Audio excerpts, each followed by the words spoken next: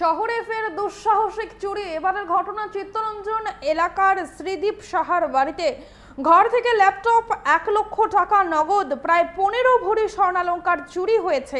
একই বিল্ডিংয়ে ঘরের সবাই উপস্থিত ছিলেন, তবু নাকি তারা কিছুই টের পাননি।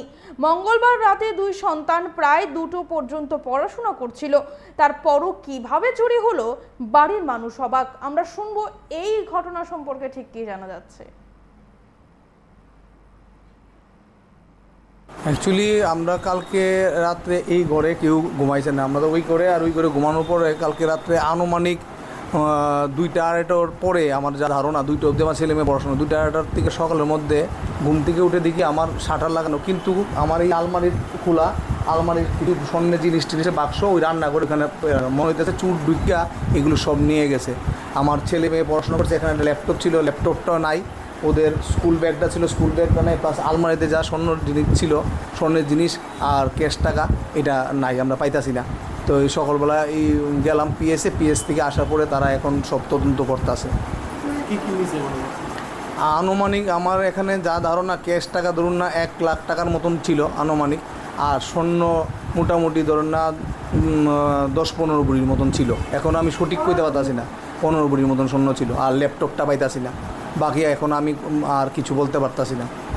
হ্যাঁ, আমার বাড়ি তো চিত্তরঞ্জন রোড, মেন রোডে, ঘর সংসার পাশে। এদিকে তো আমাদের ইস্ট পিএস পূর্ব থানা, আর এখানে আমাদের মহারাজগঞ্জ ফাঁড়ি, 2টা থানায় আছে। হ্যাঁ, পেট্রোলের গাড়ি তো আমি প্রায় সময় রাত্রে দেখি, কিন্তু তারপরও কী করে চুরিটা হইলে আমি কিছু বুঝতে পারতাছি না। এই মেন রোডের মধ্যে এরকম ঘটনা হয়ে গেল, এবং ভাগ্যিস কালকে আমরা এই ঘরে কেউ ছিলাম না, হয়তো বা থাকলে আমাদের আরও বড় ধরনের কোনো বিপদ হইতো। কারণ ঘরে ঢুকিয়া, মানে অলরেডি ঘরে ঢুকিয়েই ঘটনাটা হয়েছে। ঢুকছে কোন জায়গা দিয়ে? ওই তো রান্নাঘরের, আমার আপনাকে ওইদিকে রান্নাঘর আছে, রান্নাঘরে ওই জানালাটা খোলা ছিল। আমার মনে ওই দিকেই তারা ঢুকছে, ওই দিকেই বেরিয়েছে, ওই জানালা দিয়ে হয়েছে। যা হওয়ার ওই দিকটাই মনে করছে তারা, ওইটাই তারা ইউজ করছে।